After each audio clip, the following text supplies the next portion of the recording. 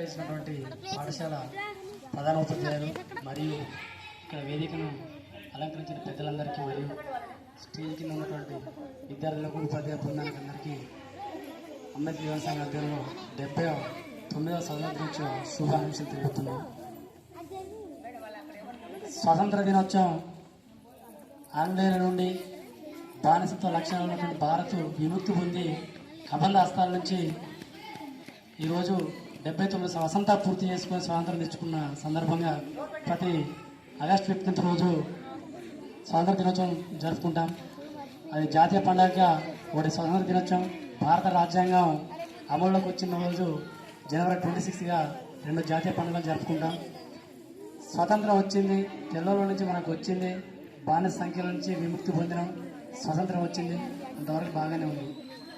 Parliamentary వ్యవస్థ ఏర్పాటు చేసుకొని ప్రజాస్వామ్యబద్ధంగా ఉన్నప్పటికీ తెల్లల నుంచి మనకు స్వాతంత్రం వచ్చింది తప్ప మన భారతదేశంలో ఉన్నటువంటి జాతులకు కొంత నిచ్చెనమెట్ల వ్యవస్థతోటి ఇక్కడ స్వతంత్రత ఎట్లుందంటే నిచ్చెనమెట్ల వ్యవస్థ ఏర్పాటు చేసుకొని కులాలు కానీ మతాలు కానీ ఆ పర్పస్లో బానిసత్వాల లక్షణాలతో కొంతమంది మగ్గుతున్నారు, కొంతమంది స్వతంత్రం వచ్చి పార్లమెంట్ వ్యవస్థల్లో తూగులాడుతున్నారు. వాళ్ళందరికీ కూడా స్వతంత్రం రావాలి, బహుజనవాదంతో అందరికీ సమానత్వంతో ఉండాలని చెప్పి కోరుతున్నాం. అలాగే ఇక్కడ స్కూల్ విషయానికి వచ్చినప్పటికీ, గ్రామ పంచాయతీ విషయం వచ్చినప్పటికీ మన చిన్నారెడ్డి సీనియర్ సిటిజన్ గారు చెప్పారు, సార్ వీరు అన్యత భావించకండి, ఒక ఐటెం కానీ ఇక్కడ మా స్కూల్కి కానీ ఒక ఫర్దర్ ఏదైనా ఇష్యూ వచ్చినప్పుడు కానీ ఏదైనా ఐటెం కావాలన్నప్పుడు ఒక వ్యక్తి దీన్ని డొనేట్ చేస్తారు. దాని మెయింటెనెన్స్ అనేది స్కూల్ యాజమాన్యం చూసుకుంటుంది. అలాగే అంబేద్కర్ విగ్రహాన్ని కొంతమంది డొనేట్స్ చేసినప్పటికీ, మా ఆధ్వర్యంలో ఎస్టాబ్లిష్ చేసినప్పటికీ దాన్ని జాత్యాంకితం చేసినప్పుడు దానికి మాకు సంబంధం ఉండదని, అంటే సంబంధం కాకుండా పూర్తిసారి కాకుండా దాని మెయింటెనెన్స్ మొత్తం గ్రామ పంచాయతీ కానీ గ్రామంలో ప్రతి ఒక్కరు దాని బాధ్యత తీసుకోవాలి. మెయింటెనెన్స్ అయితే మొత్తం టోటల్ దాని గ్రామ పంచాయతీ ఆధ్వర్యంలో ఉంటుంది దాని మెయింటెనెన్స్. ఇప్పుడు చూడడానికి పోతే అక్కడ కనీసం అక్కడ చెత్త కూడా తీయలేదు.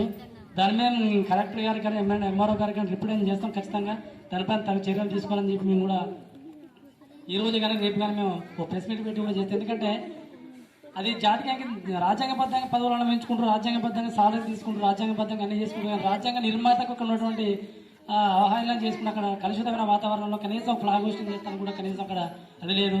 దానికి ఫ్లాగ్ హోస్టింగ్ మేము సార్ ఇప్పుడు సార్ అన్నారు అక్కడ కాలనీ దాకా పోవడం కాకుండా ఇక్కడే అందరూ చేద్దామంటే, సార్ మేము కాలనీ దాకా పోవడం అంటే అక్కడ అంబేద్కర్ సంఘం అక్కడ కాలనీ సార్, అక్కడ ఇది జాతీయంగా చేసినాం కాబట్టి అది విలేజ్ పర్పస్ సార్, అది మాదని చెప్పుకోలేదు సార్. అది ఎవరైనా ఇక్కడ బీసీ సంఘాల ఆధ్వర్యంలో కానీ ముఖ్యంగా కాకతీయ అక్కడ అంబేద్కర్ సంఘం ఆధ్వర్యం చెప్పి ఇక్కడ కాకతీయ యూత్ ఆధ్వర్యం జరగాలని చెప్పి దానికి కోళ్ళ యాకన్న కానీ జాఫర్ కానీ రావుల సింగ్ కానీ వీరభద్ర సురేష్ కానీ చిట్రామూర్తి కానీ ఈ విధంగా ఉన్నటువంటి వాళ్ళు బరువు తీసుకోవాలని చెప్పి మేము పదే చెప్పినప్పటికీ అది వాళ్ళు కొద్దిగా విస్మరిస్తున్నారు సార్. ఇప్పటికైనా ఇక్కడ ఉన్నటువంటి పెద్దలు కోళ్ళ యాకన్న, జాఫర్, వీరభద్ర సురేష్, చిట్రామూర్తి, ఇక్కడ జంపాల వెంకన్న, మేము ఇక్కడ ఉన్నటువంటి ప్రతి ఒక్కరు దాన్ని వాళ్ళు ఓన్ చేసుకోవాలి సార్. విలేజ్ పర్పస్లో వాళ్ళు ఓన్ చేసుకొని వాళ్ళు తిరగాలని చెప్పి మేము ప్రత్యేకంగా కోరుతున్నాం.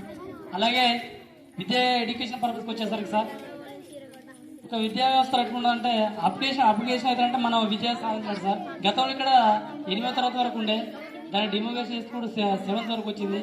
దాన్ని మనం అపజయంగా భావించాలి సార్. మేము మిమ్మల్ని అన్నదిగా భావించకండి సార్ దయచేసి. ఏంటంటే పిల్లలకు, పేరెంట్స్కు, ఉపాధ్యాయ బృందానికి చైన్ సిస్టమ్ ఉండాలి సార్. ఏమైనా ఇంతకు ముందు మీరు స్కూల్లో పెడతాం, అలా కాకుండా స్కూల్లో 6 months 1 year ఒకసారి కాకుండా సార్ ఎవ్రీ 1 month ఒకసారి ఒక డేను నిర్ణయించుకొని మంచి చేసుకుంటే ప్రభుత్వం కూడా సహకరిస్తారు సార్. ప్రభుత్వ ఇన్స్ట్రక్షన్ ప్రకారమే ఎడ్యుకేషన్ పర్పస్ చేయాలని చేయాలి సార్. చెడు చేస్తున్నప్పుడు ఎడ్యుకేషన్ పర్పస్ ఉంటుంది సార్. మంచి చేయడానికి మనం స్పెషల్ పర్మిషన్ తీసుకొని కూడా ఎవ్రీ మంత్ ఒక రోజు స్కూల్ కమ్యూనికేషన్కు సార్ పిల్లలకు, మీకు ఉపాధ్యాయ బృందానికి, తల్లిదండ్రులకు ఒక ఇంటరాక్షన్ ఏర్పాటు చేసుకొని ఎవ్రీడే ఒక స్కిల్స్ని ఏర్పాటు చేసుకుని సార్.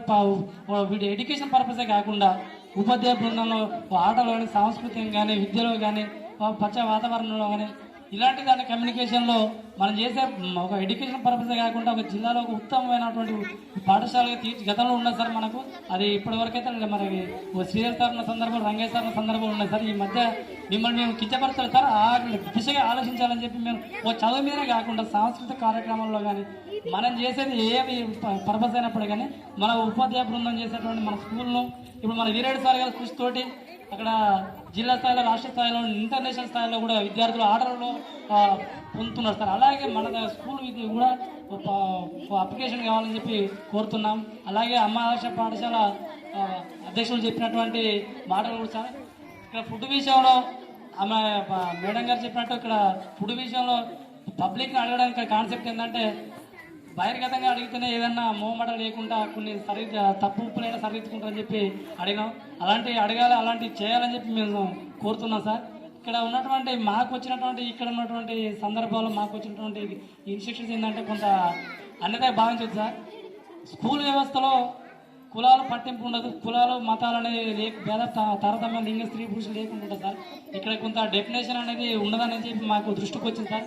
దాన్ని నివారించుకుంటూ అందరూ తారతమ్యంగా వండుకుంటూ ఆటలలో కానీ చదువుల్లో కానీ ఫుడ్ విషయంలో కానీ తారతమ్యాలు లేకుండా చూస్తూ ప్రతి ఒక్కరికి ఈక్వాలిటీ పీపుల్ ఈక్వాలిటీ కాన్స్టిట్యూషన్ ప్రకారం చూడాలి. కాబట్టి అలాంటి ఆచరణ చేస్తారని చెప్పి కోరుకుంటూ మాకు అవకాశం ఇచ్చిన ప్రతి ఒక్కరికి ధన్యవాదాలు తెలియజేస్తున్నాం సార్.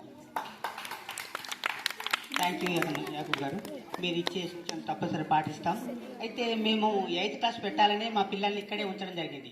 ఎంఈఓ గారిని ఒకసారి ఆహ్వానించడం జరిగింది. ఎంఈఓ గారు పిల్లలతో మాట్లాడితే సార్ మాకు స్టాఫ్ తక్కువ ఉంది, ఒకరిని అరేంజ్ చేయమని చెప్పడం జరిగింది ఎంఈఓ గారికి. ఎంఈఓ గారు మీరు మా కాడ ఎక్కువ స్టాఫ్ ఉన్నది, మీరు అనవసరం ఇబ్బంది పడతారు, మీకు నేను ఎవరిని అరేంజ్ చేయలేను అని చెప్పడం జరిగింది. అందుచేత మేము పిల్లల్ని పంపించినా కానీ మేము లేకుంటే 8th క్లాస్ ఇక్కడ పెట్టేవాళ్ళమే, ఎందుకంటే స్టాఫ్ తక్కువ ఉంది. మరి స్టాఫ్ తక్కువ ఉండడం వల్ల ఇంకొక టీచర్ని ఇవ్వండి సార్, మండలి నుంచి ఇంకొక టీచర్ని ఇస్తే 8th క్లాస్ మేము ఇక్కడనే రన్ చేసుకుంటాం సార్ అని సార్కు చెప్పడం జరిగింది. ఒకసారి సార్ని కూడా ఇన్వైట్ చేసి మాట్లాడించడం జరిగింది పిల్లల ముందు. సార్ మీ ఇష్టం, మరి నేనైతే వేరే టీచర్ని ఇవ్వలేను, మీరు ఉంచుకుంటే మీకే ఇబ్బంది అవుతుంది, ఎందుకంటే స్టాఫ్ తక్కువ ఉన్నది, మా కాడ స్టాఫ్ ఎక్కువ ఉన్నది, మా దగ్గరికి పంపించండి అని చెప్పడం జరిగింది. అందుచేత కానీ లేకుంటే తప్పనిసరి 8th క్లాస్ ఇక్కడే ఉంచేవాళ్ళం. సరే, అది తర్వాత మా పాఠశాలలో కులం మతం ఏది ఉన్నదని అందరినీ ఈక్వల్, అందరు ఆల్ ఆర్ ఈక్వల్, దాంట్లో ఎలాంటి సందేహం లేదు. నేను ఒకసారి కాదు 10 సార్లు 20 సార్లు కాలనీకి రావడం జరిగింది. ఇంటికి వచ్చి కూడా ఒకసారి కాలనీ కూడా వాసులను అడగండి, డే బై డే 2 డేస్కి ఒకసారి కాలనీకి తప్పనిసరి వస్తాను నేను. మరి ఆ విధంగా మా పిల్లలని మంచి స్థితిలో బాగా ప్రిపేర్ చేయాలనే ఆతృతోటే ఉన్నది మా ఉపాధ్యాయ బృందం, దాంట్లో ఎలాంటి సందేహం లేదు. మీరు మమ్మల్ని ప్రశ్నించండి, అదే నేను కోరుకుంటున్నా. రామూర్తి గారు కూడా చెప్తున్నారు అందరికి, మీరు పేరెంట్స్ ప్రతి కాలం ఎవరైనా వచ్చి మమ్మల్ని ప్రశ్నించాలి. ప్రశ్నించినప్పుడే మేము ఇంకెక్కువ మీరు ప్రశ్నించకుండా మేము పనిచేస్తాం, కానీ ప్రశ్నిస్తే మాకు ఇంకా ఉత్తేజం ఎక్కువ వస్తుంది. మేము ఎంతసేపటికి చెప్పినా ఒక్క పేరెంట్ కూడా పాఠశాలకు రారు. రండి రండి రండి అని చెప్పి మీరు ఒకసారి అడగండి, మీ పిల్లలకు చదివే విధంగా వస్తారు, అడగండి, మమ్మల్ని వచ్చి ప్రశ్నించండి కూడా మేమే చెప్తున్నాం. మరి అలాంటిది రాకుండా చూసుకుంటాం. పాఠశాలలో అలాంటి తరతమ భేదాలు ఏమాత్రం ఉండవు. నెక్స్ట్ నేను చెప్తున్నా కదా, తప్పనిసరి ఆటల్లో పాటల్లో సాంస్కృతిక కార్యక్రమాలు కూడా మా పిల్లలు నెక్స్ట్ స్కూల్లో ఏర్పాటు చేస్తాం, దాంట్లో ఎలాంటి సందేహం లేదు.